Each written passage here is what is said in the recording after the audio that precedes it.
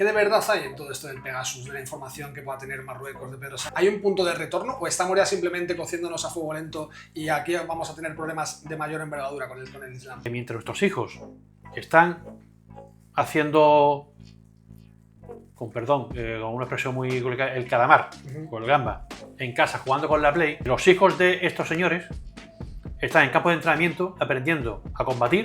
Es duro esto, ¿eh? O sea, a los 5 minutos tiene la Guardia Civil en la puerta de su casa. ¿Qué pasa con Marruecos? A España le interesa un Marruecos cuanto más fuerte y desarrollado, mejor. ¿Hay yihadistas en cárceles marroquíes? Entiendo que sí. Y en el momento que se ven con fuerzas, volverán. Y volverán a implantar su califato y volverán a intentar su objetivo, que es el califato global. Los musulmanes dicen que pueden mentirle al infiel. Entonces, mi pregunta primera es... La taquilla. La taquilla. ¿Cómo yo puedo esperar que eso vaya a surtir efecto beneficioso si yo sé que el que tengo delante me está diciendo que me puede mentir cuando quiera porque al infiel se le puede mentir para conseguir sus objetivos? En el terreno, Israel ha obtenido la victoria, o lo más cercano a una victoria, pero lo que es el relato, la guerra por el relato, la ha ganado Hamas de todas. Se llega una patera o un barco con 200 personas que han tirado el pasaporte, realmente lo han tirado, ¿qué haces? ¿Y si se descubre, como ha pasado ya con anteriores cuerpos, en qué condiciones han estado, cómo los han asesinado? No se ha devuelto viva ninguna mujer. Entre los rehenes no hay ninguna mujer. Esa imagen de ese padre es de lo más suave que hay. De lo más suave. Ya digo, yo ha habido imágenes que no he sido capaz de ver. Y lo he parado y he dicho, esto no quiero verlo. No puedo verlo. Pues Lucas Martín, bienvenido a Parabellum, analista en seguridad, experto en geopolítica, profesor universitario, escritor, 2 libros. Sí, 3, realmente, pero bueno. 3 libros. Sí. Cuéntame acerca de los libros. No, bueno, en primer lugar, gracias por invitarme. Bueno, tengo 2 libros. Uno se llama Visión Global, que es una compilación de artículos que fui publicando desde 2015. Lo que hice fue recopilarlos todos, incluirles una introducción en la cual explico por qué escribí ese artículo en ese momento, según el tema. Y después lo finalizo con un corolario en el cual explico cuál es la situación actual de ese conflicto, de ese tema que estaba tratando. Está agrupado por regiones o por temas, ¿no? Terrorismo, el norte de África, Sahel, Europa del Este. Y el segundo libro se llama Terror Global, y es un libro que, como su nombre indica, va sobre el fenómeno terrorista. Y eso lo que hice fue, una primera parte, hacer un estudio teórico sobre el fenómeno terrorista, hago un recorrido sobre las teorías que hay sobre el terrorismo, la historia, principales acciones terroristas y demás. Y la segunda parte es igual, son 4 artículos que publiqué sobre 4 diferentes acciones terroristas, en los cuales explico mi visión y sirven, por así decirlo, como de ejemplo de esas teorías que explico al principio, pues materializadas en esos artículos. ¿Dónde se pueden encontrar para ponerlo luego en el...? Pues ahora mismo en Amazon. En Amazon. Porque evidentemente a día de hoy publicar es muy complicado. Al final estamos todos abocados a autoeditarnos y autopublicarnos. Acaba de establecerse este pacto, esta paz, en principio, entre Hamas e Israel. Y a mí me surgen un sinfín de preguntas. Máxime cuando escucho, yo en las últimas 48 horas he escuchado desde algunos diciendo que efectivamente Israel es un estado genocida y que lo que se ha perpetrado es un genocidio. Y ojo, no gente tan de izquierdas de la que podrías esperar estas afirmaciones, como todo lo contrario, como la gente que sí dice que no te puedes esperar nada. Tenemos esto de la ley, los musulmanes dicen que pueden mentirle al infiel. Entonces mi pregunta primera es... La taquilla. La taquilla. ¿Cómo yo puedo esperar que eso vaya a surtir efecto beneficioso si yo sé que el que tengo delante me está diciendo que me puede mentir cuando quiera porque al infiel se le puede mentir para conseguir sus objetivos? ¿Cómo podemos estar tranquilos con el pacto? Bueno, en este caso no estaríamos hablando de una guerra religiosa o de un conflicto donde intervenga el yihadismo como tal, ¿vale? Yo no lo enfocaría por ese lado. Yo lo enfocaría por la dificultad que ha habido siempre en alcanzar la paz de cualquier modo en esa región del mundo, en Próximo Oriente. Entonces, lo que tenemos no es un pacto de paz, propiamente dicho. Lo que tenemos es, vamos a llamarlo, una hoja de ruta que marca una serie de pasos que pueden llegar a lo que todos queremos, que es una paz relativamente duradera y estable en la región. Entonces, hay que tener siempre cierta esperanza, porque si no, no se puede vivir, ¿no? Pero deben ser muy cautos y muy prudentes, ¿vale? Sobre todo porque hay actores externos que no tiene ningún interés en que esto prospere. Y a lo mejor esto descarrila no por los actores internos, o por la mayor parte de los actores internos principales, sino por mano de actores externos. Entonces habrá que ver qué fuertes son esos actores principales como para aguantar la presión que va a haber y las zancadillas que va a haber y los inconvenientes por el camino. De hecho, ya los está viendo para que la paz fructifique. Entonces, es un tema... Ya el tema de hablar de genocidio, de no genocidio, bueno, eso ya viste que lo comenté en un par de artículos, Sí. y es muy discutible. Eso no quita que se justifiquen ciertas acciones llevadas a cabo por Israel, Ajá. pero bueno, es un tema delicado y en el que habría que hablarlo, como dije en el artículo, con profundidad, con seriedad y sin argumentos infantiloides, que es lo que se ha empleado en muchos medios generalistas. Hubo un militar israelí, Gilad Shalit, que estuvo secuestrado por Hamas y para su liberación pusieron en libertad, valga la redundancia, a 1006 o 1010 de Hamas. Algunos de esos que pusieron en libertad son algunos de los que perpetraron el 7 de octubre. Y mi pregunta va por cómo podemos empezar a no ceñirnos a lo que todo el mundo va a comprar. Todo el mundo va a comprar, sí, queremos que liberen a este militar, porque es un militar israelí, queremos que lo liberen, el asunto es ya, pero es que liberamos a un militar y ponemos en libertad a 1000 y pico terroristas, que luego han perpetrado una masacre que ha costado 1200 vidas, más 250 secuestros. Este en concreto eran sus restos, no el militar, ¿o no? ¿Gilad Shalit? Sí. No, sigue vivo, de hecho, el tipo. Bueno, es que hubo también Sí. un canje por un cuerpo que sabes que... Ajá, no, este fue en 2006, Sí. si no tengo Vale, mal. vale. Sí, entonces, ¿en qué momento uno tiene que pensar, no vamos a ceder a esto, no lo liberes si no quieres, pero vamos a arremeter contra ti con toda la fuerza posible, como se te ocurra ejecutarlo, vamos a ir con todo, porque si no, al final me di cuenta de que jamás siempre saca rédito de estar secuestrando gente, al final siempre consigue cosas. Sí, lo que pasa es que en y vamos a seguirnos quizás lo que interesa, muchas veces no interesa mirar tanto atrás, ¿vale? Hay veces que sí, pero en este caso, mirar hacia adelante, ¿no? Y a día de hoy, la situación de Hamas no es la que tenía en 2006, ni mucho menos. Sobre todo porque su principal valedor, su principal sustento, que es Irán, está también muy tocado. Entonces, Hamas ha perdido todo el apoyo que tenía al exterior, o gran parte del apoyo que tenía. Entonces, la capacidad que tenía Hamas en 2006 y que fue recuperando y ganando a lo largo de los años, no es ni mucho menos la que tiene hoy. Hoy, digamos, uno de los grandes logros o de los grandes factores que permiten ser un poco optimistas es la situación real de Hamas. No solo de Hamas, de Hezbollah y en menor medida de los hutíes en Yemen. Me hablas de Irán y Qatar, porque Qatar está... Siempre que uno piensa en Irán se cuelga a los homosexuales de las grúas, en Irán financiaba a Pablo Iglesias, siempre uno lo vincula con algo más negativo. Pero en Qatar se ha jugado un mundial. Y Qatar al final, ¿qué vinculación exactamente tiene Qatar con todo el tema de Hamas? ¿Más o menos que Irán?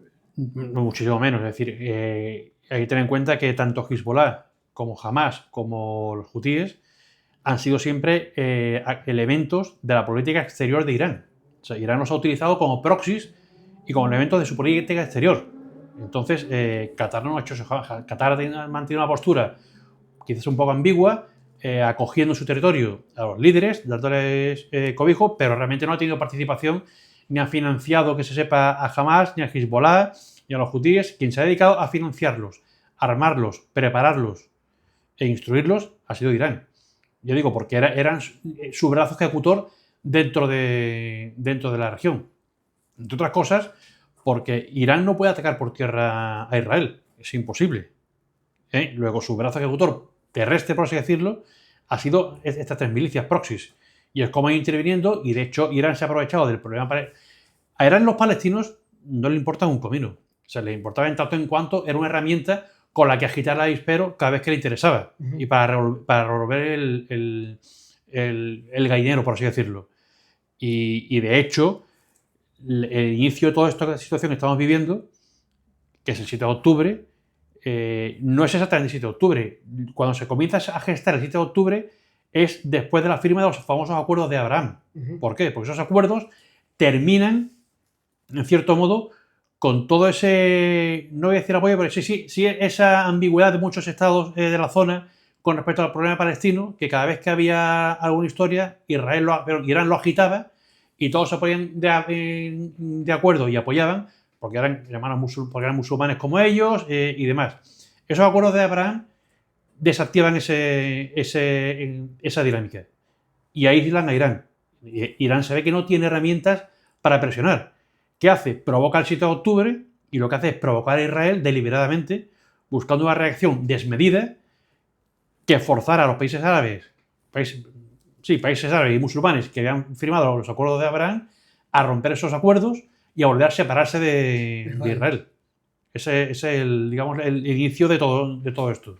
Y aparte, imagino que también a retratar como han retratado, porque sí, yo creo que el tema más polarizador de los últimos tiempos ha sido este. O sea, yo no encuentro un tema más polarizador que Gaza, Palestina, Israel. Entonces el asunto es, se busca que se rompan los acuerdos, se busca que se aísle a Israel de nuevo, pero también se busca todo, o sea, se esperaba la respuesta que iba a tener Israel. Sabían que iba a ser una respuesta no se esperaba, contundente. se buscaba esa respuesta, o sea, era buscada. Y sabían que de cara a la galería, pues todo lo que toda la propaganda que hemos tenido, con todos los vídeos que hemos visto, todo esto de Pallywood, que le llaman, ¿no? Que son estos montajes que también hacen... Efectivamente.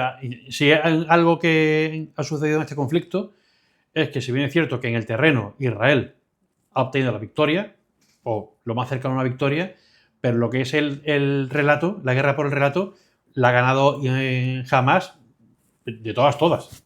Ajá. Porque lo que ha calado en gran parte de la sociedad, no en España, en todo el mundo, han sido las, entre comillas, atrocidades de las IDF, los niños muertos, claro, sin mencionar todo lo que había detrás y todo lo que yo explicaba en ese artículo, ¿no? Es decir, que una operación de estas características, la guerra nunca es limpia, pero una operación en un terreno como este es muy sucia.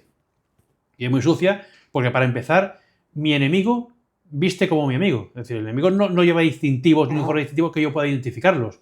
Me veo obligado a luchar en un terreno muy urbanizado, muy compartimentado, y donde mi enemigo, además, se mezcla con los civiles y no los deja marcharse de las zonas de combate. Por lo tanto, eso aumenta la probabilidad de que haya daños colaterales, como lo está viendo.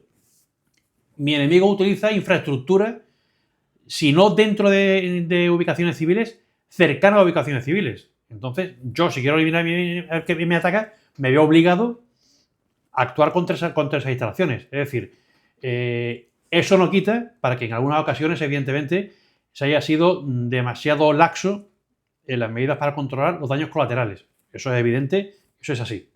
Eso nadie lo va a negar. Y como en todas las guerras, todos los bandos cometen atrocidades y se pasan de la raya. ¿De acuerdo? Eso, yo no voy a negar eso. Pero hay que tener en cuenta el contexto en el que se está peleando y en el que se está luchando. Entonces, es muy complicado. O sea, hay que verse ahí, hay que verse esa situación y sufrirlo para entender lo que está pasando y entender lo que ha pasado.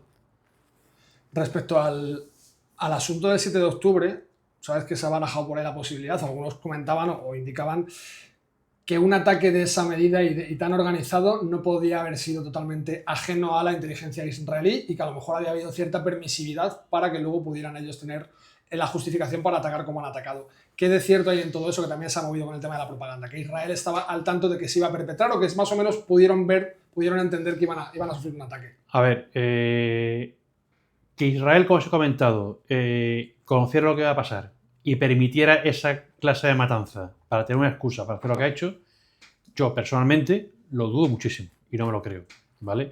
Y no me gusta entrar en teorías conspiranoicas porque no lleva nada, no hay ninguna prueba que lo refute. Que tuvieran cierto, que a lo mejor hubiera fallos, pasó igualmente el 11 de septiembre, que hubiera fallos de inteligencia o de coordinación y se supiera que iba a pasar algo o que estaban preparando algo, pero se desconociera tanto la magnitud como la forma de llevar a cabo el ataque, puede ser. De hecho, hay fama de que, si bien Israel tenía infiltrado Hezbollah, tenía infiltrado a la Autoridad Nacional Palestina y muchos sitios, no tenía tanta infiltración dentro de Hamás. Por lo tanto, que era un organismo mucho más cerrado y mucho más difícil donde, digamos, intentar meter a gente que te pase información. Hablamos de todo lo que se trata de UMINT, que al final es lo que te da realmente la información interesante. ¿Qué es ese concepto? ¿Qué es exactamente? El UMINT es inteligencia de fuentes humanas. Es decir, es el operador que capta una fuente y la manipula, que se llama en el argot, la trabaja, para que te dé información y te pasen información, bien sea a cambio de alguna compensación, a cambio de algún favor, por convicción, en fin, o sin saberlo. Te puede pasar información, ¿vale? Pero voy al punto. Yo no creo que, como se ha dicho, Israel supiera lo que iba a pasar y permitiera que pasara. Es que además no está en el ADN de Israel. O sea, no está en su mentalidad, ¿de acuerdo? Que pudiera haber algunos fallos que esperaran algo y ese algo fue mucho mayor de lo que esperaban. Es posible. Puede ser. Pero yo, esas teorías de que hay por ahí avanzando, de que Israel conocía todo lo que iba a pasar y permitió que pasara para actuar así, no. Todas las cosas porque Israel jamás ha necesitado de una excusa para actuar como ha querido cuando ha querido. Cuando ha necesitado una excusa? Cuando lo consideró, atacó Siria, cuando lo consideró, atacó Irán y sin ningún problema. Es decir, no tuvo que justificarse ante nadie. Entonces no lo veo plausible. Has dicho, no está en el ADN de Israel. Y yo te pregunto, ¿se puede distinguir entre el ADN de Israel o el ADN de Netanyahu? Porque algunos dicen además que Netanyahu ni siquiera está muy preocupado por la religión, que es otro tipo de sujeto el que está en el poder. Bueno, ahí entramos ya en las facciones políticas y religiosas dentro del Estado de Israel, como puede verlas en España o en cualquier otro país. Lo que sí es cierto, igual que digo una cosa y digo la otra, este conflicto le ha venido muy bien a Netanyahu, porque todos sabemos que justo antes del comienzo de la guerra, del 7 de octubre, la situación política de Netanyahu era muy delicada. Y judicial, ¿no? Efectivamente, a eso me refiero. O sea, su situación política y judicial era muy delicada. Y estaba pendiente de varios juicios que le podían llevar incluso a la cárcel. Entonces, este conflicto ha paralizado todo, porque el país entero se ha focalizado en acabar con Hamas, con Hezbollah, y recuperar a los rehenes, que ahora tocaremos, si te parece, el punto ese de acabar con Hamas. Pero, y de hecho, yo a veces he tenido la sensación de que este proceso de paz, entre comillas, o estos pasos hacia la paz, se han retrasado en cierto modo, o que Netanyahu ha querido prolongar esto más, todo lo que ha podido, pero cuanto más lo prolongara, más retrasaba su futuro judicial, que tarde o temprano le va a llegar. De hecho, parte de su Estado Mayor, parte de sus Fuerzas Armadas, incluso de su gobierno, estaba en contra, por ejemplo, de la ocupación de la ciudad de Gaza. ¿Vale? Entonces... Ok, vamos a hacer una cosa, vamos a cambiar el micro al otro lado porque se hace ahí una pequeña, se te baja y por si acaso roza o algo en la otra parte de la camisa. Sí, aquí, ¿no? Sí, mejor ahí. No vaya a ser que esté rozando, esto ni lo voy a editar. Ahí está. Estamos. Eso es, porque es que esa parte Vale. se ciñe. Vale, vamos con la parte de los rehenes. Quiero decir, ahora sabes que cuando hay una posible vía para estar analizando un futuro cercano, todo el mundo se pone a hacer, como te ha dicho, suposiciones y a establecer seguramente va a pasar A, B y C. Tú ayer hablabas de 3 posibles consecuencias que pueden surgir. Yo te comentaba, de hecho, en Twitter sobre tu artículo. Tres posibles. Yo lo que he hecho en ese artículo es plantear, hacer una introducción de la situación, cómo hemos llegado hasta aquí, y en vista de lo que está pasando, intentar plantear 3 posibles escenarios que se pueden derivar de lo que está sucediendo. Vamos a verlo. Con una probabilidad de cada uno de ellos. Vamos a ver esos escenarios, si te parece. ¿Cuáles serían los 3 posibles escenarios? Bueno, uno de ellos es, el primero que planteo, que todo vaya sobre ruedas y todo funcione perfectamente, ¿de acuerdo?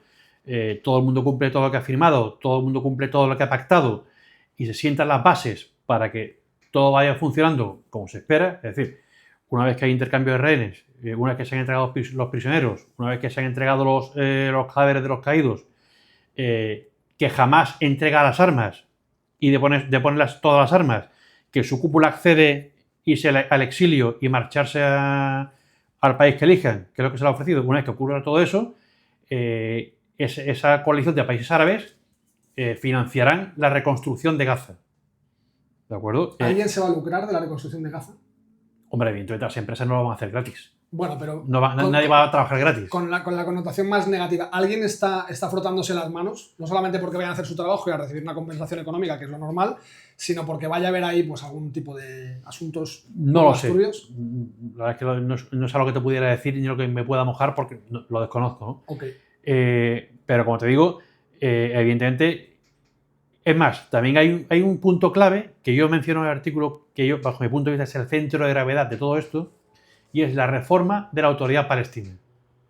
Esa es la clave para que esto, si se van dando los pasos adecuados, funcione. La Autoridad Nacional Palestina se tiene que reformar, tiene que hacer una serie de reformas internas muy, muy importantes y renovar a toda su cúpula. Y sacar a Hamas. Yo no. Eso es otra cosa. Yo hablo de la Autoridad Nacional Palestina, que está ahora mismo en Cisjordania. Y que en teoría tiene poder sobre Cisjordania y Gaza, y la Franja de Gaza. Esa Autoridad Nacional Palestina se tiene que reformar, tiene que convertirse en un ente realmente creíble, garante de la seguridad, de la democracia, y con unas miras muy diferentes a las que tiene la actual, ¿de acuerdo? Y proyectar esa visión. Esa es la clave de todo esto. Si eso no sucede y no tiene además ese poder sobre las posibles o los posibles grupos afines a Hamas que puedan intentar surgir y no es capaz de controlarlos, entonces esto no va a funcionar. Por eso yo digo en el artículo que el centro de gravedad aquí es la Autoridad Nacional Palestina, esa reforma. Entonces, pero bueno, volviendo a ese escenario, si todo eso fluye como en teoría nos gustaría a todos, pues evidentemente se logrará una reconstrucción que va a tardar muchísimo tiempo de la Franja de Gaza, pero ¿eso qué propiciará? Pues que los palestinos se habrán quitado de encima el yugo de Hamas. No hay que olvidar que los principales rehenes de Hamas han sido siempre los propios palestinos y solamente hay que ver lo que está pasando ahora. De donde se ha ido Israel, Hamas está ejecutando en la calle a gente directamente. Eso es Hamas. Por colaboracionistas, dicen, les acusan de colaboracionistas. Por lo que digan, pero eso es Hamas, ¿de acuerdo? Entonces, eso por un lado. Pero si todo eso ocurre y eso se comienza a reconstruir y a desarrollar, la mejor vacuna o el mejor antídoto para un futuro rebrote de la violencia o del odio es el desarrollo. Al final, todo el mundo, en todas partes del mundo, ¿qué es lo que quiere? Vivir bien. Tener una familia, tener una casa, tener un trabajo con el que ganarme la vida. Todo el mundo quiere eso. Entonces, la clave es el desarrollo. Si eso se consigue, será la principal herramienta para que la paz vuelva a la zona. Porque, entre otras cosas, se le ha quitado a Irán la capacidad de influir ahí. No la tiene. ¿Vale? Ese es el primer escenario. Ese es el primer escenario. Y ahora, es el perfecto, digamos, el mundo ideal. Ideal, que ayer la base en el artículo del wishful thinking. Y yo te digo, vamos a hablar de los escenarios, ese es el primero. Si tuviéramos que hablar de un porcentaje, ¿qué porcentaje de probabilidades tiene de que ese escenario se dé, viendo que es tan idílico como lo planteamos? Pues yo a ese escenario no le doy más de un 30-45, como mucho. Es el porcentaje que yo le daría de que se materialice ese posible escenario. Okay, vamos al segundo escenario. El segundo es básicamente lo que hemos estado hablando, pero empiezan a surgir piedras por el camino. O sea, piedras por el camino que lo que van a hacer, que pueden ser que en este caso Irán intente reactivar ciertos grupos, si no a Hamas, grupos afines, que comiencen a actuar en contra de Israel y a provocar a Israel, que eso provoque que Israel no se retire de la franja como se ha acordado, que Hamas también no entregue todas las armas o incluso no devuelva todos los rehenes, con lo cual ya tenemos dos posiciones, las dos partes de ese principio de acuerdo que no se cumplen. Al final ese segundo escenario que planteo es, digamos, un enquistamiento de la situación, una situación de todo al final derivaría en una continuación de la violencia, pero vamos a decir de baja intensidad, con atentados, con ataques, con escaramuzas frecuentes entre fuerzas israelíes y fuerzas palestinas, una autoridad nacional palestina que no es capaz de controlar eso, un actor exterior como es Irán fomentando esa situación y que entramos en una dinámica en la que la ayuda humanitaria, por ejemplo, que es un tema fundamental, volvería a entrar limitada y con muchos problemas a la franja, una reconstrucción, si no paralizada, muy dificultada, con lo cual el principal perjudicado de esta solución, de esta escena, ¿cuál sería? Los palestinos que viven en Gaza, una vez más. Y al final sería una inestabilidad, vamos a decir, suave, con ciertos picos de violencia importante en ciertos momentos, y entraremos en una dinámica, pero ¿qué pasa? Que como además, y como pasa en esta vida, como todos nos acostumbramos a todo, pues la comunidad internacional se acostumbraría muy rápido a esta nueva situación de espiral de violencia semicontenida, con lo cual la atención poco a poco dejaría de estar focalizada en lo que pasa en Gaza, porque el mundo geopolítico o internacional es así. Tú prestas mucha atención a una cosa que está pasando hoy porque hay una explosión de violencia, porque hay un conflicto emergente. Pero, y eso lo vemos todos, dura en los medios 4 días. En el momento que hay una cosa que llama más la atención, se acabaron las cámaras. Ucrania, ¿no? Por ejemplo. Ucrania quizás se ha mantenido más en el tiempo, no con la misma intensidad, pero yo pongo un ejemplo muy claro, que lo viví yo de primera mano, el genocidio de Darfur. ¿Alguien se acuerda del genocidio de Darfur en 2005? Nadie. ¿Qué duró solo en televisión? ¿Qué duró solo en los medios? Meses. ¿Alguien se cree que el genocidio de Darfur paró después de eso? No. Se ha mantenido en el tiempo y a día de hoy sigue habiendo genocidio en Darfur. ¿A alguien le importa? No, porque hay cosas que llaman la atención. La situación en Mozambique, igual. La situación en Nigeria, igual. Es decir, vamos prestando atención y de eso tienen gran parte de culpa, bajo mi punto de vista, los medios que van buscando lo que llama más atención porque genera más publicidad, más dinero, pero al momento que pierden el foco, a otra cosa. ¿No crees que tiene que ver mucho con la ideología? Porque, por ejemplo, en Nigeria, si estuvieran matando a musulmanes, ¿tú crees que tendría más visibilidad? Sin embargo, como son cristianos, parece que nadie se hace eco de eso. Yo creo que no. En este caso voy a decir así, porque en otras zonas del mundo se matan musulmanes y nadie tampoco presta mucha atención. Sí es cierto que este genocidio silencioso de cristianos en África clama al cielo y es que no ha merecido ni 3 días de atención por parte de los medios. Otros genocidios u otras situaciones similares a genocidio, por no emplear un término que es muy controvertido por temas legales, se han recibido por lo menos, voy a decirte, una semana de atención. Lo que está sucediendo con los cristianos, no solamente en Nigeria, en Burkina Faso, en ciertas zonas de Mali, en ciertas zonas del Congo, en Mozambique, eso no ha merecido, yo creo que ni media hora. ¿Vale? Pero bueno, volviendo al tema inicial, ese escenario de violencia enquistada al final derivaría en eso, en una especie de... normalización, ¿no? Una normalización. Es como, bueno, más sí, una normalización y un poco de anestesiamiento, si se permite el palabra, por parte de la comunidad internacional, que requeriría asistencia de vez en cuando y demás, y ya está. Y volveremos a ese sitio de los palestinos no avanzarían nada, el tema de los 2 estados volvería a quedar ahí en el limbo y ese, por desgracia, es el escenario más probable, bajo mi punto de vista. A ese yo le daría un 60% de posibilidades. Okay. Bueno, porque hay muchas piedras por el camino. Sobre todo, lo que he dicho, hay mucho interés en que algún grupo provoque a Israel responda y ya está. Y ya tenemos... o que, por ejemplo, ya ha pasado hoy. Jamás de momento solamente ha devuelto los cuerpos de 4 de los rehenes fallecidos. Aún faltan 20. Ya hay voces en el gobierno de Israel diciendo que por parte de Hamas se está incumpliendo el acuerdo. Entonces, y no olvidemos que para Israel lo más importante era recuperar los rehenes vivos. ¿Qué se puede...? Hoy me preguntaba, cuando venía de camino para acá, pensaba... También quieren recuperar los cadáveres por un tema también religioso. Sí, un tema de su cultura. Por el honor y todo esto.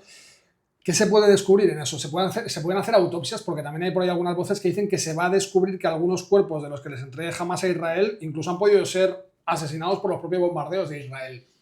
¿Eso se puede saber en una autopsia? Sí, evidentemente se puede saber, pero igual también lo que no se quiere que se sepa es cómo han muerto, porque si fuera así, Jamás no tendría ningún problema en entregarlo a Israel y decir, mira, este lo has matado, es de los tuyos y lo has matado tú. Mejor incluso para Hamas, ¿no? Que mejor publicidad o que mejor... propaganda.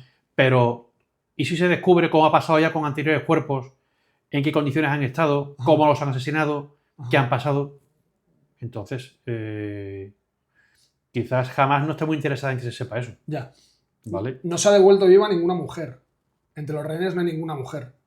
¿Eso es una simple coincidencia? ¿Es que ha sido fortuito? ¿O es que las mujeres no consiguen atravesar la situación en la que están? Porque hemos visto algunos de los secuestrados que está absolutamente desnutrido. Es que una mujer no está en condiciones humanas, físicas, para poder sobrellevar eso, para sobrepasarlo. Yo aquí especulo, ¿vale? Pero yo creo que una mujer está igualmente preparada. Es decir, hay mujeres más preparadas que hombres y hombres menos preparados que mujeres. Ahí no hay distinción alguna. Pero me temo que es por el abuso que han hecho a esas mujeres y lo que han hecho con esas mujeres. Seguramente esas mujeres durarían vivas muy poco tiempo.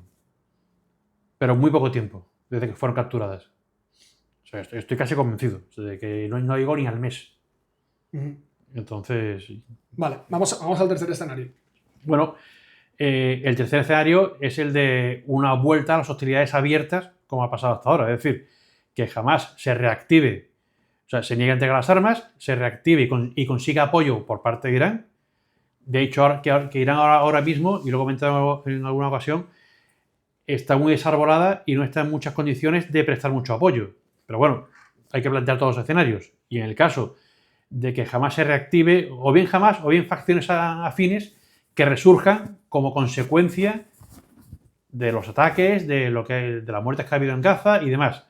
Inicien una lucha armada contra Israel de tal forma que no permitan, bajo ningún concepto, o que no faciliten que Israel se retire de la franja, con lo cual Israel toma la determinación de volver a ocupar toda la franja e intentar una aniquilación completa de esas facciones. Eso nos llevaría a un escenario de guerra abierta que incluso podría derivar en un momento dado en alguna reacción por parte de Irán hacia Israel, como ya pasó hace unos meses, y de vuelta, aunque no lo creo, porque como he dicho antes, Irán está muy, muy tocada, e Irán tiene muy claro, porque Israel lo ha dejado muy claro, su vulnerabilidad ante ataques aéreos israelíes o ataques de misiles. Entonces ahí la inferioridad de Irán es manifiesta. Pero aún así, ese escenario de provocación constante a Israel, que hiciera que Israel decidiera volver a ocupar la franja, pues nos llevaría a una situación como la actual, que la continuaría en un escenario de guerra abierta hasta que Israel decidiera o hasta que algún evento lo parara, cosa que realmente dudo. Ese escenario, bajo mi punto de vista a día de hoy, es el menos probable, porque también es cierto que todos los países de la región están cansados ya de guerra y de esta situación. Entonces yo, hablando de porcentajes, vamos a decir un 15, al tercer escenario. Un 20 a lo sumo. Ok. Antes hablabas de actores que tal vez, actores externos que tal vez estén interesados en que la cosa no termine yendo o llegando a buen puerto. ¿De qué actores hablamos? Yo hablo principalmente de Irán. O sea, porque el principal perjudicado en su momento, tanto de los acuerdos de Abraham como por esta incipiente paz, el principal perjudicado es Irán, que es un país que queda aislado en la zona. Queda totalmente aislado del resto de países, vamos a decir musulmanes, porque los iraníes no son árabes, son persas. No se puede hablar de países árabes, de países musulmanes. Irán queda aislado. Entonces, el principal actor que puede tener interés, como yo lo he tenido en el pasado, y cierta capacidad de influencia para que esto descarrile, es evidentemente Irán. Ojo, vamos a extenderlo un poquito. Como pasa siempre en geopolítica, entre muchos conflictos hay vasos comunicantes. Y a lo mejor un actor que está en otro conflicto tiene interés en que este conflicto no pare. Me estoy refiriendo a Rusia. Okay. Quizá Rusia, a través de sus proxies y apoyando a Irán, intentaría, aunque Rusia no está en capacidad ahora mismo en situación de apoyar a nadie, porque tiene una situación bastante precaria, pero bueno, quizás, digamos, podría intentar cooperar de alguna forma para azuzar de nuevo ese avispero y que esto no acabe y esto digamos, vuelva a resurgir. Porque que esto esté como está ahora mismo beneficia a Rusia. Entonces, por muchos motivos. Entonces, aparte del foco de Ucrania, quieras que no, hace que mucho armamento que en teoría iría destinado a Ucrania se desvíe hacia Israel.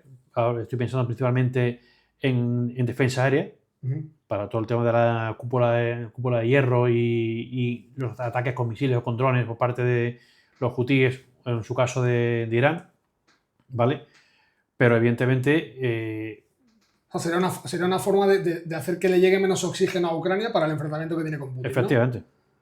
Y crear otra zona de inestabilidad que requiere atención de la comunidad internacional. Con lo cual ya no se puede focalizar todo el mundo. De hecho, hay que escuchar las palabras que dijo ayer Trump. Hemos acabado con esto.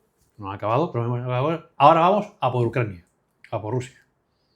Se refiere al conflicto ese. Entonces, ese es otro actor que podría estar ahí con intereses. ¿Las armamentísticas tienen algún tipo? Porque uno siempre, de las tantas películas que vemos, los que no somos duchos en la materia, uno piensa, una empresa de armas puede estar diciendo o pensando, ojalá que no se termine esto. ¿O cómo se mueve la cosa ya en esos entresijos tan mucho más técnicos? ¿Qué piensa una armamentística en este momento? ¿Le conviene, no le conviene, no le interesa ese foco? Es que creo que hay mucho ¿cómo decirlo? Con mucha mitología alrededor de ese tema, pero que en general, es decir, una empresa de armamento no necesita que haya una guerra como esta para vender su material. De hecho, el mundo del negocio de armamento, el negocio bélico, nunca se ha parado. Haya guerra o no haya guerra, por un motivo u otro. Entonces, yo tampoco entraría en esas disquisiciones de que esta compañía de armamento está interesada en que esto no ocurra y va a intentar hacer todo lo posible porque esto continúe funcionando. Si no venden aquí, van a vender allí y esto va a seguir igual. Y si no venden porque hay guerra, van a vender porque puede haberla. Efectivamente. Como está pasando ahora, ¿no? Para protegerse. Que hay que aumentar hasta el 5% que ha pedido Trump. Entonces, no lo veo, digamos, como una opción creíble. Ok. ¿Cómo puede? Porque yo escuché en algún momento, van a empezar a haber ataques terroristas en algunas ciudades occidentales o al final nos dicen jamás va a desaparecer. Y yo cuando pienso que va a desaparecer una organización terrorista que está tan ideologizada, que son fanáticos religiosos, no fanáticos de fútbol, que también fanáticos religiosos, yo pienso, ¿tan fácil desaparecer una organización terrorista? ¿No quedan por ahí pequeñas células, pequeñas cabezas que digan, yo no quiero desaparecer? Yo de momento voy a estar... Hay otro término que es hudna, ¿no? La hudna que es como no es una paz, es como un cese de momento hasta que nos rearmemos. Hay un proceso en el que esta gente esté rearmándose para venir con más fuerza. A ver, la ideología de Hamás, por decirlo de una forma coloquial, más que islamista es antijudía. Es decir, de hecho, la carta fundacional de Hamás se habla de la eliminación del Estado de Israel. Por lo tanto, su objetivo su objetivo vital es eliminar el Estado de Israel y cuando llevan a cabo atentados fuera de su zona de influencia ha sido para matar judíos. Digamos, es su piedra angular. Efectivamente. Pero vamos a ver. La fuerza que tenía Hamás, que estaba principalmente en el territorio de Gaza, la ha perdido. Si algo tuvo claro Israel después del 7 de octubre, es que algo como eso no iba a volver a pasar jamás y que Israel no va a permitir que vuelva a haber un segundo 7 de octubre ni nada parecido. Por eso entraron en Gaza, empezaron a atacar a Hamás y cuando consideraron que Hamás estaba ya lo suficientemente debilitado como para poder abrir otro frente, entraron en Líbano y fueron a por Hezbollah, que era la otra milicia potente que podía causarles algo parecido. O sea, Israel tiene claro que eso no va a volver a suceder. Lo tiene claro. En ese territorio. Y meridiano. En su territorio, quiero decir, porque a mí se me ocurre que en una comunidad judía que esté, por ejemplo, en Nueva York, se pueda hacer el 7 de octubre. Pero ahí ya, bueno, no de las mismas características, no del mismo nivel, pero evidentemente ahí ya Israel no tiene capacidad para influir. Ellos tienen capacidad para proteger su territorio. Ellos tienen claro que en su frontera eso no va a volver a pasar. Pero es que es un efecto rebote, es decir, si jamás pierde el apoyo o empieza a perder el sustento económico, sobre todo, de material, y todo empieza a cambiar en el lugar de origen, esas posibles células que haya fuera que más que células, son gentes, no me gusta el término, que se emplea para otras cosas, y tampoco me gusta, lobos solitarios o gente, digamos, que se une para matar judíos, vamos a hacerlo así, ¿vale? Como ha pasado creo que fue en Manchester, si no me equivoco, en Reino Unido no hace mucho, ¿vale? Pero son elementos sueltos, pero que lleguemos a ver acciones de, por ejemplo, un ataque terrorista como lo entendemos, fuera de Israel, en Estados Unidos, en España, en Alemania, por parte de Hamás, yo no lo creo porque otras cosas eso contribuiría a hacerles perder ese relato que están ganando. Porque al fin y al cabo un ataque en Alemania tendría consecuencias también para alemanes. Por lo tanto, el relato que están ganando, o esa guerra del relato que han ganado en Gaza, con todo lo que les hacen, según ellos, los judíos, y ahora tú haces algo igual, o peor, o parecido en Alemania, pues a lo mejor yo alemán, o yo población alemana, empiezo a dejar de apoyarte. Entonces, no lo veo factible. ¿Cómo puede ser? Esto ya es un tema más casi que filosófico o sociológico. ¿Cómo puede ser que hayamos... El otro día tú me comentabas, antes de que habláramos para hoy, me decías, yo he visto imágenes del 7 de octubre y tú me decías, yo soy un estómago bastante duro, que no me rompo con cualquier cosa, pero hay unas imágenes ahí que son de otro nivel.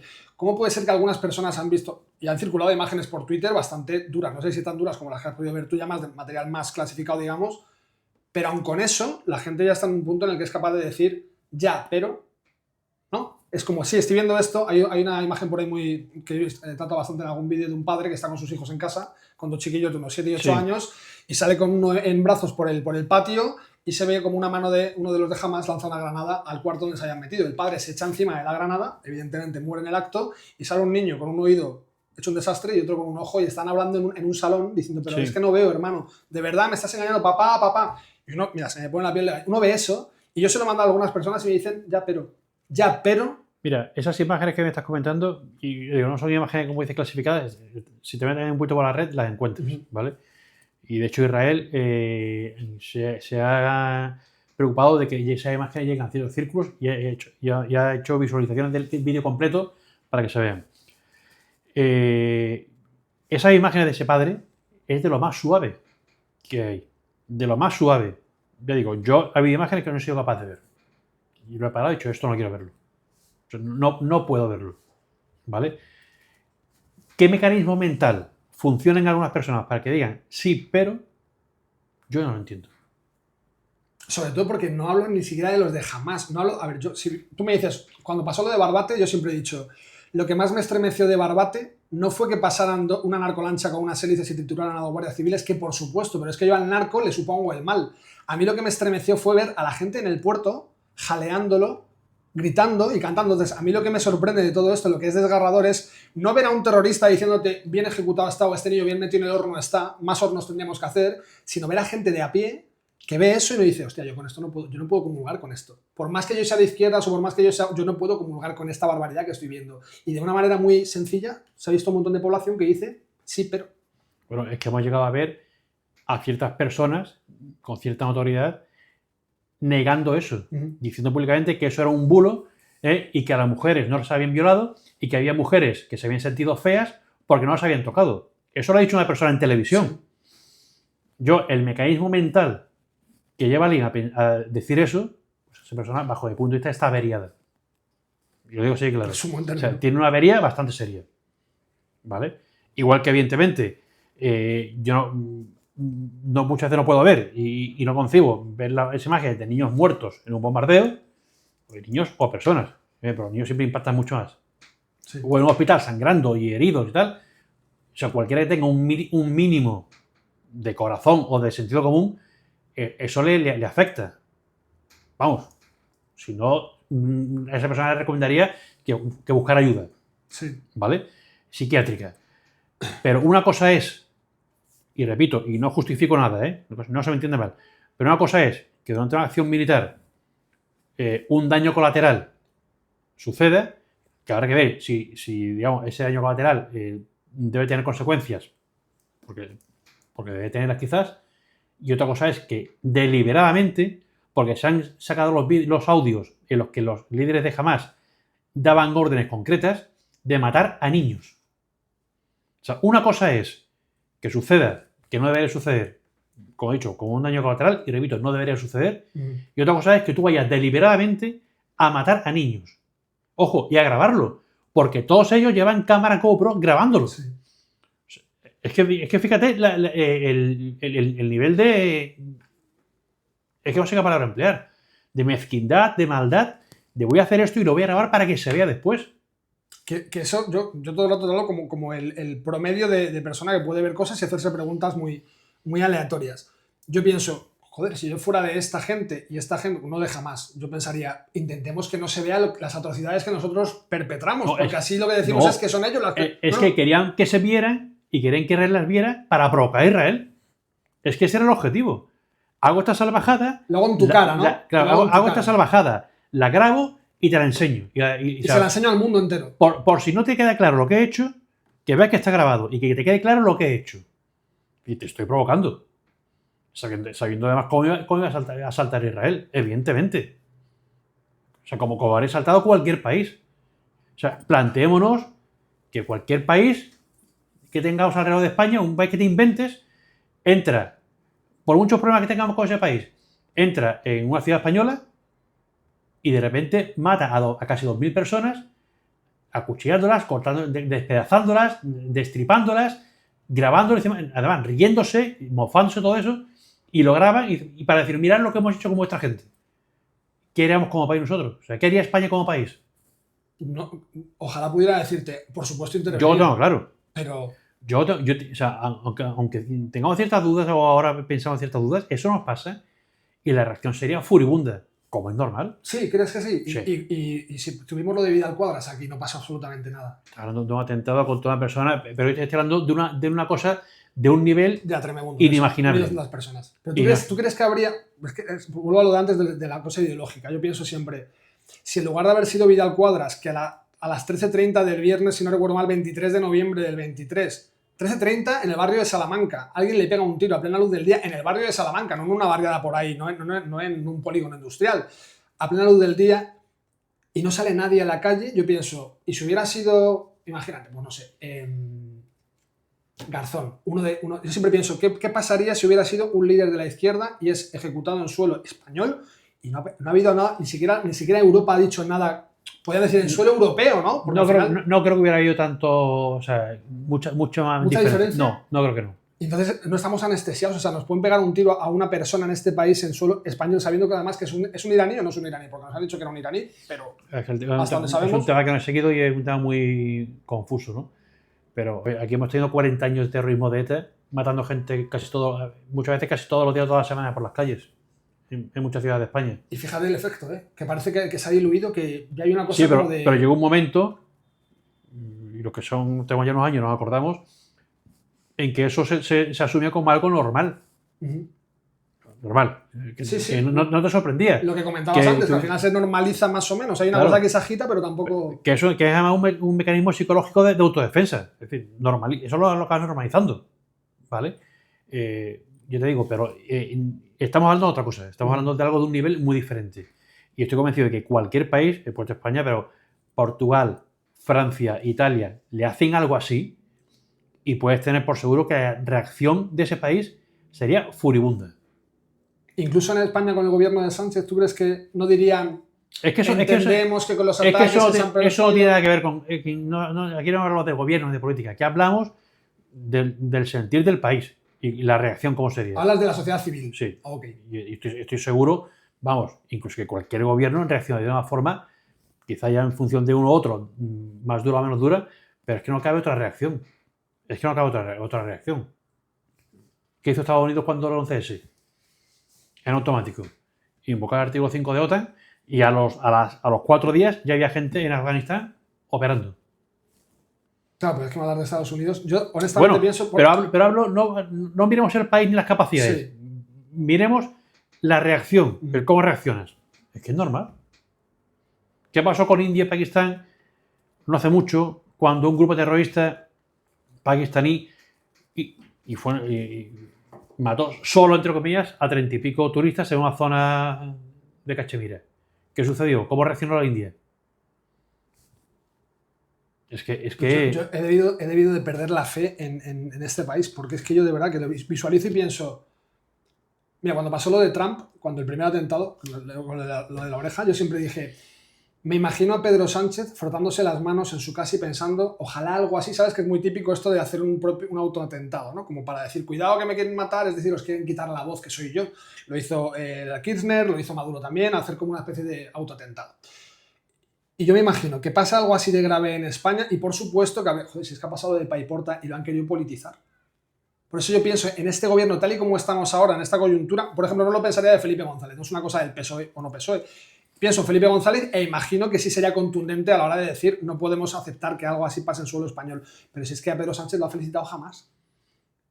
O sea, él se ha expuesto a poder ser felicitado por una organización terrorista porque ya está pactando con terroristas. Al principio cuando iban a pactar con Bildu, ¿recuerdas cuántas veces se dijo no pactaré, no pactaré? Porque sabía que era muy indigesto para la sociedad civil que pactara.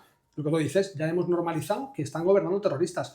Y tú me dices que en Palestina estaba mandando Hamás, ¿no? Estaba Hamás, digamos, al mando. Sí, no, en Gaza. En Gaza.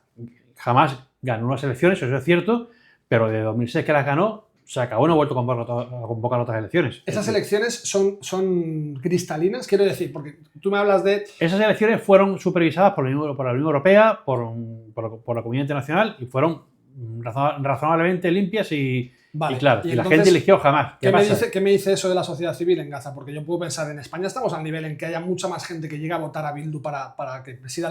Imagínate que llegara Bildu a a la presidencia de este país. Eso es imposible.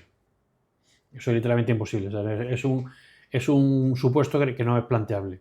¿Que seguramente ganen las elecciones del País Vasco, como se está comentando? Sí. Pero al gobierno de España jamás. Eso es impensable. Va a ser un contrasentido. Un partido independentista que hace al gobierno del país del que se quiere independizar. ¿Sabes? Es una cosa que no me entra en la cabeza, ¿no? No, a mí tampoco, pero como sí veo gente que se supone que es patriota o que es española o que no tiene ningún problema con decir que sí que no le da náuseas ver la bandera española y felicita a Otegi y nos cuenta que Otegi es un hombre de paz, pienso, en este país no operamos con el mismo código que en otros países porque aquí tenemos el guerra civilismo instalado y hay algunas personas que es todo lo que vaya a hacerle daño a los fascistas que voten, aunque sean ciudadanos, que tampoco es muy de derechas, por eso sí pienso, no me parece un escenario tan bárbaro es en el que digamos, oye, que Bildu es que se va a presentar en, yo qué sé, en Guadalajara y hay gente que va a votar a Bildu para que no, si tuviera que ser votemos a Bildu para que no gobierne Vox, ¿crees que eso movilizaría a gente de izquierdas o no votarían? Porque yo creo que movilizaría electorado. No, yo creo que no. Es un tema, y esa que el tema de política nacional no me gusta meter mucho, pero en este caso, y hablando de ese tema, estoy convencido que no. Ojo, que Bildu y antiguamente HB obtenía votos en sitios insospechados, en pueblos de Extremadura, de Sevilla, bueno, Extremadura, de Andalucía. O sea, había sitios, pero era un voto que la gente era un voto de castigo, la gente estaba harta y lo hacía, digamos, por molestar, sabiendo que no iba a ir a ningún sitio. Pero yo sigo pensando que a pesar de todo y de todo lo que pase y lo que ha pasado, la conciencia, digamos, como sociedad, al final, y ante hechos como un 7 de octubre, se impone. Se impone porque no tiene otra... Y España precisamente es un país que es un ejemplo de eso. Un ejemplo que entre nosotros, o muchas veces el deporte nacional ha sido, entre comillas, matarnos entre nosotros, pero cuando viene alguien de fuera a tocarnos las narices, paramos y decimos, espérate, vamos a darnos con este y después seguimos tú y yo. Entonces yo creo que en ese sentido no... Vale. Mira, ahora que mencionas lo de el que viene de fuera a tocar las narices. ¿Qué pasa con Marruecos? O sea, ¿qué tipo de amenaza supone Marruecos para nosotros? Porque esto al principio sonaba como una cosa de, bueno, Marruecos, pero ya vas viendo ciertos asuntos, ciertas cosas que no se entienden, de Sánchez y demás, todo el tema de la inmigración, pueden hacer algo, no pueden hacer nada, nos mandan oleadas, no nos mandan oleadas, es una cosa de la extrema derecha que nos dice que son oleadas que les permiten hacer para presionar a España. ¿Qué tipo de amenaza supone Marruecos para España? Mira, si la supone. Yo, como te digo, sin entrar en temas de política nacional, que no me compete y es un tema que no debo tocar, pero respecto a ese coco, entre comillas, que mucha gente utiliza como Marruecos, voy a decir lo que le interesa a España. A España le interesa un Marruecos cuanto más fuerte y desarrollado, mejor. O sea, Marruecos no significa una amenaza para España. O sea, Marruecos no va a llevar a cabo ninguna acción militar contra España. Eso que se les quita a la gente de la cabeza. De hecho, los que azuzan esa amenaza muchas veces pensando que hace un bien al país, hacen un daño. ¿Y por qué digo que España necesita un Marruecos fuerte y desarrollado? Porque es nuestra única herramienta de contención de lo que viene por debajo. Que es todo el movimiento yihadista que hay en el Sahel. El día que Marruecos se desestabilice, tenemos un problema y serio. Pero muy gordo, porque tendremos a los yihadistas en las mismas puertas de casa. Entonces, la única, con todas sus contradicciones, con todos sus problemas, sus pegas, pero el día que Marruecos se desestabilice, y Dios no lo quiere, y se convierta en un Siria, en un Mali, tenemos un problema gordo. Porque yo creo que es un tema que me gusta difundir. Lo que se está montando en el Sahel, que Europa lo ha abandonado, literalmente, no somos conscientes de ello. O sea, cómo el yihadismo está creciendo, se está expandiendo, y esa gente no entiende. Ya lo hemos visto y lo hemos vivido. Y en el momento que se ven con fuerzas, volverán. Y volverán a implantar su califato y volverán a intentar su objetivo, que es el califato global. Pues imagínate si eso lo tenemos a las puertas de España. A 15 kilómetros. ¿Hay yihadistas en cárceles marroquíes? Entiendo que sí. Y con estas liberaciones que hace multitudinarias, vamos a conmemorar no sé qué día, venga, hoy liberamos a no sé cuántos presos. Tú me hablas de un escenario muy grave que podría ser esto de todo el Sahel que llega a las puertas, que llega a España si no hay control por parte de Marruecos, pero yo cada vez que este señor libera un montón de presos pienso, con el control que tenemos, todos esos presos que libera Mohamed VI, muchos terminarán aquí y ni siquiera lo sabemos. O sea, esos yihadistas pueden terminar aquí en territorio español. pero no, dudo mucho que liberen yihadistas, serán presos comunes, porque el principal problema de liberar yihadistas lo tendría el propio Marruecos. Porque esos yihadistas, su primer objetivo no iba a ser cruzar la frontera de venirse a España. Su primer objetivo es implantar el califato y trabajar por el califato en su tierra. Y después seguir avanzando. Hay una cosa que hay un método que en inglés se dice el ink spot, el punto de tinte, que es una metodología que emplean los yihadistas. En este caso era empleado por Al-Qaeda. Y era, es decir, es como cuando tú coges con una pluma y pones un punto de tinte en un papel y dejas que se va expandiendo. Y ahora cojo otro punto en otro lado y lo voy expandiendo. Llega un momento en que se unen. Pues esa es su mentalidad. Poco a poco me establezco aquí, me voy expandiendo. Ahora encuentro otro punto donde me puedo establecer. Me establezco, lo voy expandiendo y poquito a poco voy consiguiendo, tejiendo mi red. Entonces, el principal perjudicado, si soltaran a yihadistas, sería el propio Marruecos con diferencia. O sea, sería el primer perjudicado. Lo segundo igual seríamos nosotros, pero los primeros son ellos. Entonces, eso no creo que esté sucediendo, porque además, a eso hay que decirlo, es de los países musulmanes que mejor controlaron en su momento el tema de las primaveras árabes, que derivó en lo que derivó, y que mejor han controlado por ahora el intento de implantación de grupos yihadistas.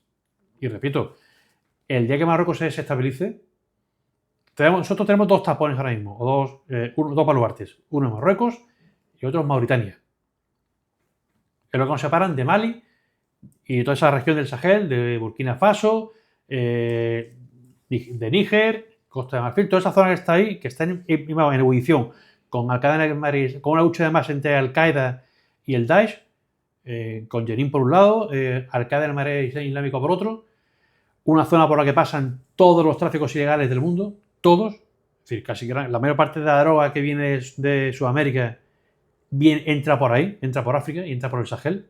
El tráfico de personas, estamos viendo, y toda esa gente que llega, mucha de esa gente que llega a España en patera, vienen a través de mafias que han atravesado toda esa región y zonas controladas por los yihadistas, que evidentemente cobran su peaje por pasar por ahí.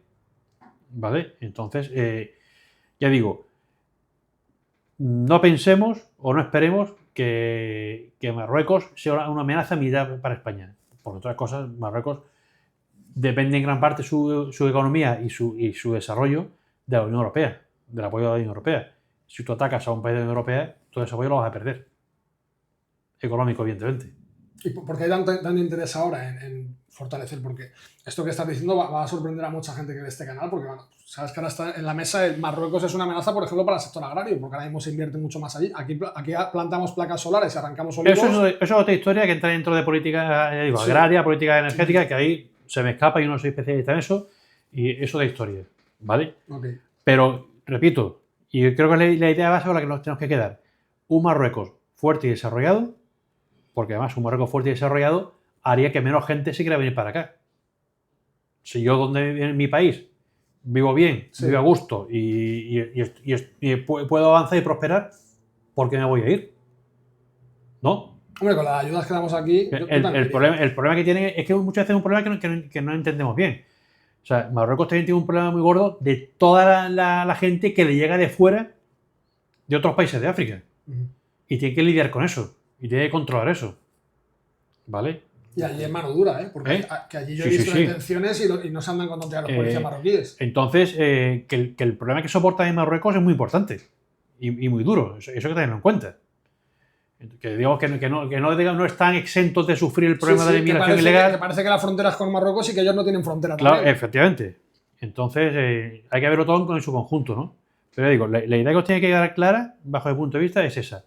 Que se asienten bien, o sea, que se desarrollen bien, porque si no tendremos un problema. Otra cosa son ya los ajustes de política, como tú has dicho, agraria, energética y demás, que eso se tendría que discutir los foros que correspondan. Bajo mi punto de vista, el único... Y por supuesto, Marruecos no tiene ningún interés en ocupar Ceuta y Melilla. Quien agite eso... Está sobre la mesa ahora, ¿eh? Quien agite eso lo hace... Hablo desde España. Quien agite eso lo hace... Si lo hace, que le tengo que hacer un favor, está perjudicando a España, no está haciendo ningún favor, ¿vale? Y conoce, por cierto, poco la historia de Marruecos. Porque, por ejemplo, en Melilla, la población meliense de alrededor de Melilla son rifeños, es el RIF. No es población que se siente precisamente muy pro-marroquí, históricamente. Por ejemplo, digo por tener las cosas claras. A Marruecos realmente, ¿qué le aportaría ocupar Ceuta y Melilla? ¿Le aportaría algo? Económicamente. El otro día cuando Trump dijo a lo mejor hay que sacar a España de la OTAN, lo primero que yo escuché fue van a ir a por Ceuta y Melilla. Eso fue una estupidez con un piano. Primero lo que dijo Trump, porque eso no se puede hacer. Eso fue una estupidez con un piano por parte de Trump, una de sus muchas... Sí, sus balconadas. Efectivamente. Pero Marruecos, salvo el tema, vamos a decir así, cuando tú agitas un fantasma para que todo el mundo se fije en él, ¿vale? Venga, agito a Ceuta y Melilla porque eso crea cierta unidad en mi población y cierto enervo el espíritu nacional. Vale, perfecto. Pero Marruecos no va a invadir Ceuta y Melilla. O sea, porque ellos no les aporta nada. Solamente les crearía problemas, además. ¿Qué pasó con el Sáhara? ¿Por qué de la noche a la mañana Pedro Sánchez aparece y pasa esto con el Sáhara? Eso habrá que preguntarse a lo que lo decidió. Porque solamente lo sabe él, no lo sabe ni el Consejo de Ministros. Entonces, pero a lo que iba, donde sí puede haber fricciones, y repito, no hablo de una confrontación militar, pero donde sí puede haber fricciones es en el tema de las aguas que rodean las Canarias. No las Islas Canarias, las aguas de las Canarias. ¿Vale? Ya las ha habido, ¿no? Esas fricciones hace poco. Bueno, no ha habido. ¿Por qué? Porque se supone que hay muchos recursos, ¿vale? Y bueno, y evidentemente puede haber cierto litigio, pero que yo entiendo que se resolvería en los organismos correspondientes que deciden sobre esos asuntos, sobre el tema de aguas jurisdiccionales, sobre el tema de zona de economía exclusiva, sobre el tema de la plataforma continental, hasta dónde llega, dónde puedes perforar tú, dónde puedo perforar yo, ¿vale? Ahí es donde sí realmente yo entiendo que Marruecos tiene un interés denodado en llevarse el gato al agua, ¿vale? Y fíjate, yo siempre he dicho una cosa, cuando se agite mucho el tema por parte de Marruecos, el tema de Ceuta y Melilla, no miréis Ceuta y Melilla, mirad a Canarias, mirad a las aguas, porque algo quizás están buscando ahí. ¿Vale? Ahora que dices esto de que Marruecos puede tener mucho más interés en eso, alguno diría, pues si tiene interés y depende de Sánchez que se le conceda, ¿qué de verdad hay en todo esto del Pegasus, de la información que pueda tener Marruecos de Pedro? O sea, como es experto en inteligencia, ¿hay algo de verdad en todo eso? Porque empezó como una cosa que se iba a sacar, que Israel ha dicho que tenemos todo. ¿Qué de cierto hay en todo eso? De cierto hay que el programa Pegasus existe. Sí. Existe. Que es un programa israelí, sí. Que tiene unas capacidades altísimas, sí. Que se ha empleado para penetrar en dispositivos electrónicos no solamente de mandatarios o miembros políticos españoles, sino de otros países. Y eso se vio. Sucedió en Francia, sucedió en Alemania. Todo eso es cierto. Aquí Robles, Marlaska, Sánchez. Yo lo único que puedo decir de esto, que vamos, que cualquiera que esté en mi negocio lo sabe, es que si eso ha sucedido con ese programa es porque alguien no ha seguido las mínimas medidas de seguridad que hay que seguir con los dispositivos electrónicos. Es decir, nadie te penetra un teléfono si tú sigues todas las normas de seguridad que debes de seguir. ¿De acuerdo? A ese nivel. A lo mejor me lo pueden penetrar a mí porque soy un usuario promedio, pero que un político de la envergadura de Pedro Sánchez sí tendría que tener otro tipo de protocolo más férreo, ¿no? Para que no sucediera. El protocolo existe seguro. Otra cosa es que, y eso yo lo he visto a todos los niveles, no solo a ese nivel, hay mucha gente que dice, no pasa nada. Yo uso el teléfono para esto, yo lo uso así. Sí pasa. Sí pasa.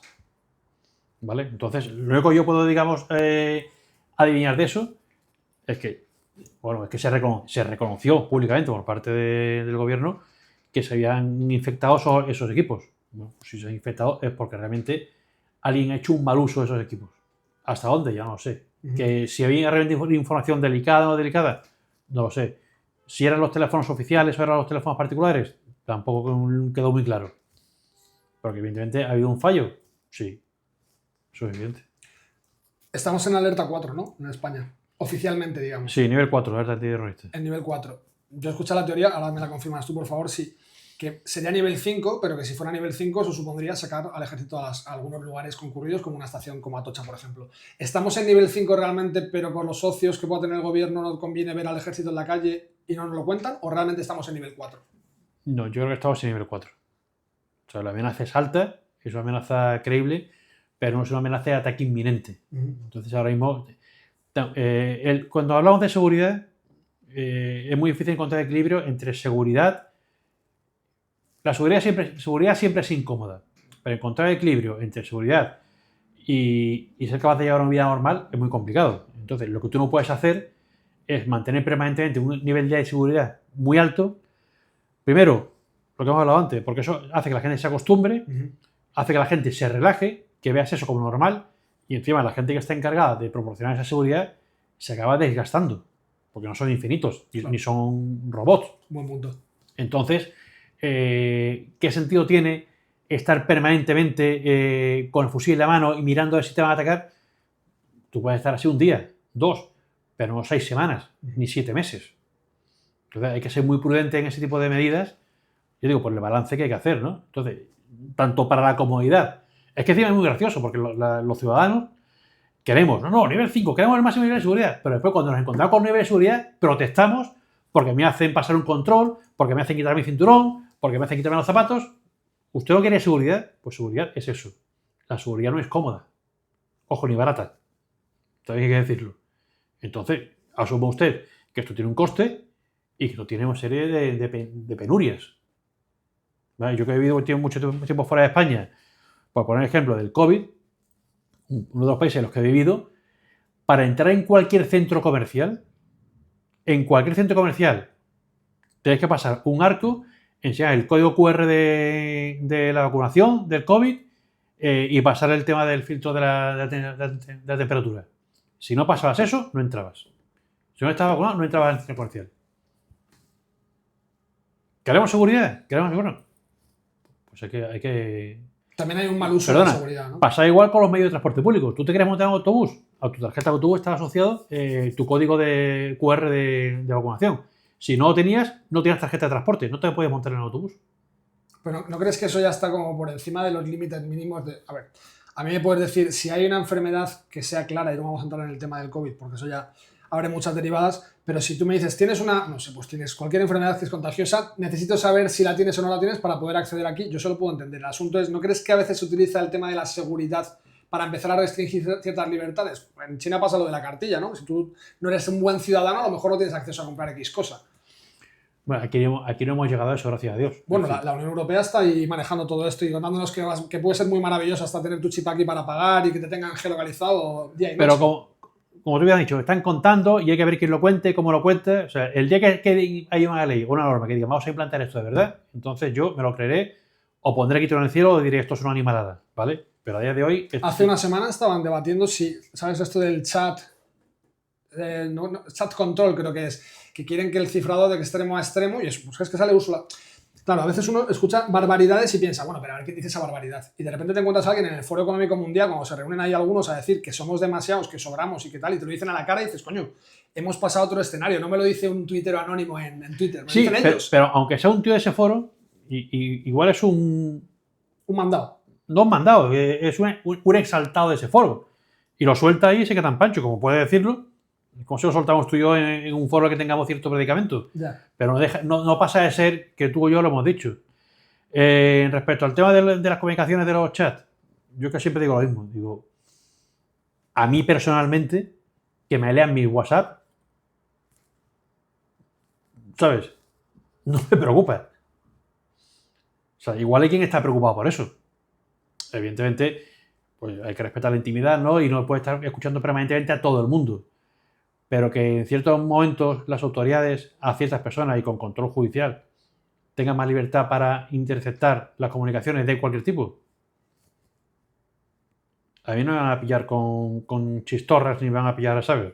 Claro, pero yo pienso, a mí tampoco me van a pillar con chistorras, pero con chistorras con los pagos y con las mordidas y con todo esto. Pero pienso, si a mí me quiere joder el gobierno, yo de momento tengo una visibilidad en redes sociales X.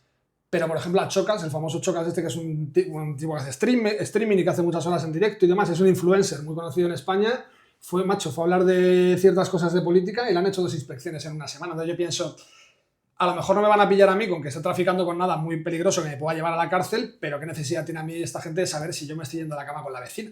Entonces hay un punto ya en que eso que decías antes de normalizar se va aceptando como, bueno, a mí que me viene, si no tengo lo de las cámaras en la calle, ¿no?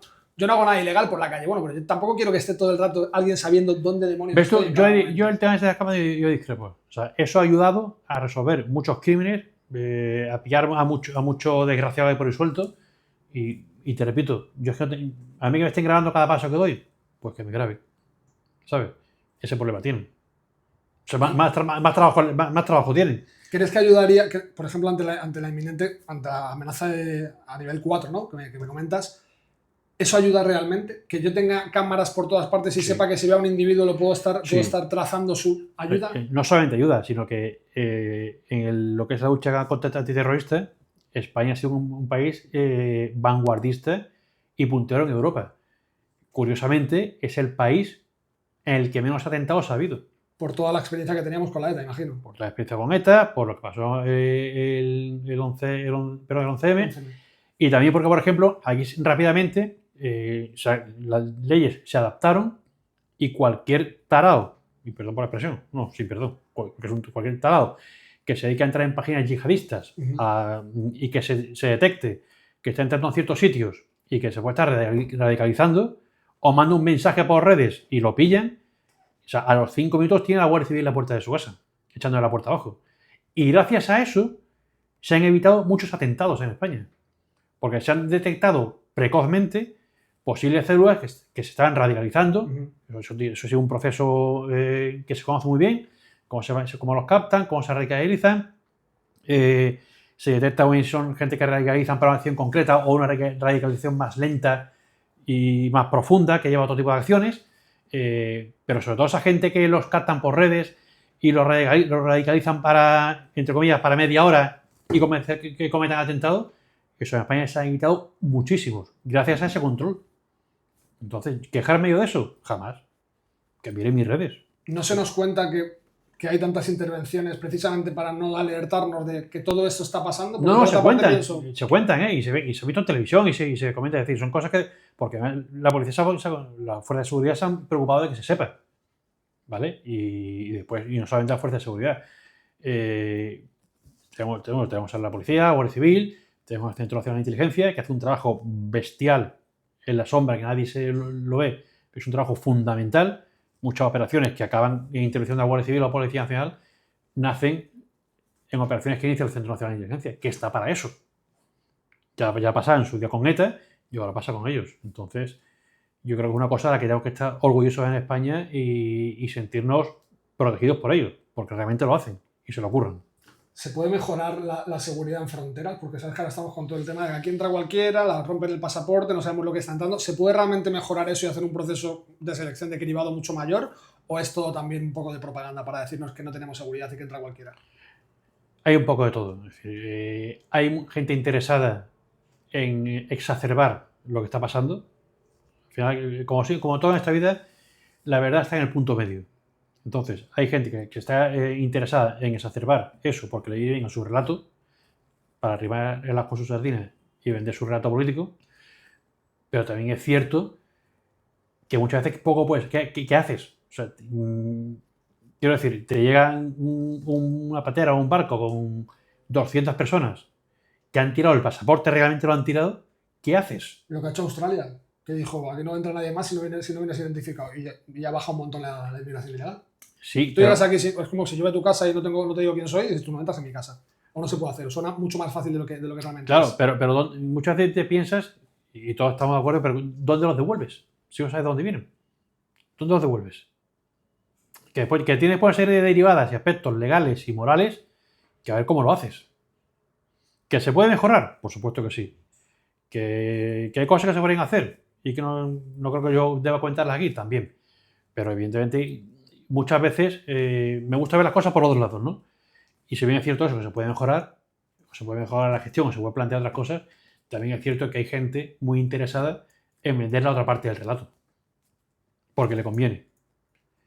Y eso es tan malo como lo otro. Porque hay gente a la que no le importa realmente, no le está importando realmente el problema en sí. Le importa el uso que puede hacer del problema. Con lo cual eso me genera cuanto menos desconfianza. O sea, si tú no me estás planteando la solución al problema, sino que lo que estás haciendo es manipulando el problema, no el problema, sino manipulando la comunicación del problema, porque eso te beneficia. No sé si me entiendes por dónde lo quiero decir. Pues ya, a mí personalmente me hace levantar las orejas, las antenas. Entonces, ya digo, y como siempre me gusta decir, y suele ser así, la verdad suele estar en el punto medio. Hacia un lado más hacia otro, pero más o menos ahí puede estar. Tengo la última, Lucas. Antes hablamos de escenarios y de probabilidad, ¿no? De qué porcentaje hay de probabilidad de que suceda una de esas cosas, uno de esos 3 escenarios que planteabas ahora con el pacto no sé si se llama armisticio, ni siquiera es un armisticio, ¿no? Es otra cosa. No. Ahora mismo es que a pesar de toda la parafernalia que ha montado Trump en su más puro estilo, para ser el protagonista, ahora mismo no es ni un acuerdo de paz propiamente dicho, son una serie de puntos que se han acordado que nos pueden llevar, de hecho ya se ha hablado, que ahora habrá unas siguientes fases y después de esa habrá la firma de un acuerdo de paz duradero. Pero esto ahora mismo es sentar las bases para iniciar ese proceso. Okay. Hablabas del Sahel y de lo peligroso que es el caldo de cultivo que se está generando en el Sahel, y estamos en estado 4 de alerta, que la primera vez que se sabe esto, la gente se asusta, porque dice, hostia, estamos en estado 4, lo que hemos dicho antes, ya nos hemos ido habituando a estamos en estado 4 y aquí como no pasa absolutamente nada, pues parece que tampoco será tan grave. Realmente hay un peligro, que estamos todo el día con la Sharia, y la Sharia, antes me decías lo del califato global, el califato global y la Sharia, y hay ciertos lugares en Francia que tú te pones a leer y es auténticamente pavoroso. Han desfigurado a una chica hace unos años con un cúter porque iba con la falda, esto que se dice siempre, que lleva la falda muy corta, han dicho, sí, por aquí no pasas así porque nosotros no te permitimos, y si vuelves a pasar te desfiguramos, y al final la chica pasó y le hicieron esto. ¿Hay retorno? Porque yo creo que ya hay algunos lugares en Reino Unido que los ves manifestarse, los ves salir y además ves a sus fuerzas y cuerpos de seguridad del Estado, que tampoco parece que sean demasiado beligerantes con ellos. ¿Hay un punto de retorno o estamos ya simplemente cociéndonos a fuego lento y aquí vamos a tener problemas de mayor envergadura con el Islam? Con el Islam radical, porque claro, al final siempre el paisano que tiene su frutería, sí, todos conocemos a un paisano que tiene su frutería y está perfecto. El asunto es que las clases más radicales son las que precisamente van a surtir su efecto porque tienen muy claro lo que quieren. No quieren que tú y yo estemos aquí hablando, quieren otra cosa. Vamos a ver, de todos los países que he mencionado, gracias a Dios, el que menos, a pesar de todo lo que sucede, el que menos problemas tiene es España, y es evidente. Somos el país que, por circunstancias mejor, hemos sido capaces de gestionar mejor esa integración. Aquí en muy pocos sitios, casi ninguno, se han creado los guetos que en su momento se creaban en Francia. Lo de Francia tiene una explicación por el tema de Argelia, la inmigración argelina en su momento y demás, ¿vale? Pero también, y mira que lo que hay que decir, quizás es duro, pero no lo digo yo solo. Y voy a mencionar a una persona, vamos, que está años luz de mí por encima, como es Pérez Reverte, y ella lo ha dicho. O sea, y la historia es cíclica, y la evolución de la sociedad es cíclico. Y la historia de los imperios, por así decirlo, o del modelo de sociedad, también es cíclico. En su día el modelo de sociedad que tenían los romanos acabó deglutido por los bárbaros, ¿vale? Y quizás estamos asistiendo a un proceso similar al que sucedió en el Imperio Romano y un cambio de paradigma en la sociedad. Como también he escuchado decir alguna vez Pérez Reverte, son muchos más, son jóvenes y tienen hambre. Y nosotros somos menos, nos hemos acomodado, no hemos prestado atención al problema desde sus inicios y quizás estamos abocados, no sé en qué plazo, pues a un cambio del paradigma de sociedad o del tipo de sociedad que vivimos. Que es, digamos, una faena porque nos está tocando vivirlo y verlo y ver qué van a vivir nuestros hijos. Pero, por otro lado, aleja el foco, mira la historia de Europa y la historia de la humanidad y es lo que ha pasado siempre. Entonces... Tienen hambre y tienen...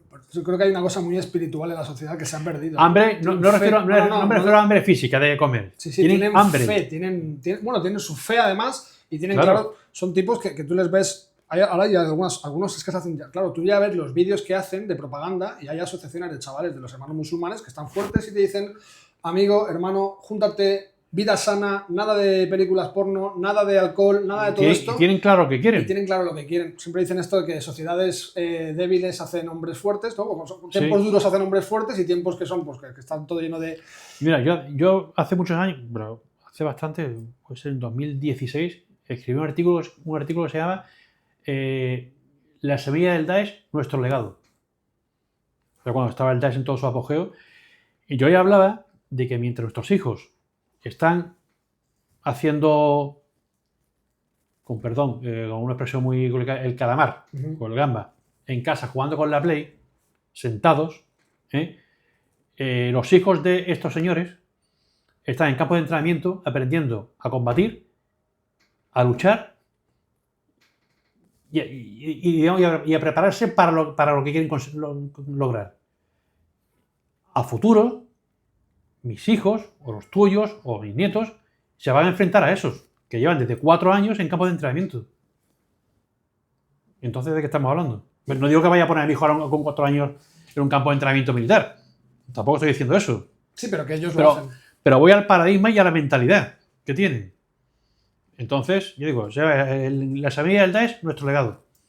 Y hablaba de eso, del legado que estamos dejando a nuestros hijos. Yo empleaba una frase en ese momento y que decía que estamos en una especie de combate o de lucha y que no hemos elegido, que no queremos, pero que ya lo único que podemos decidir a qué distancia de la puerta de mi casa hay que luchar.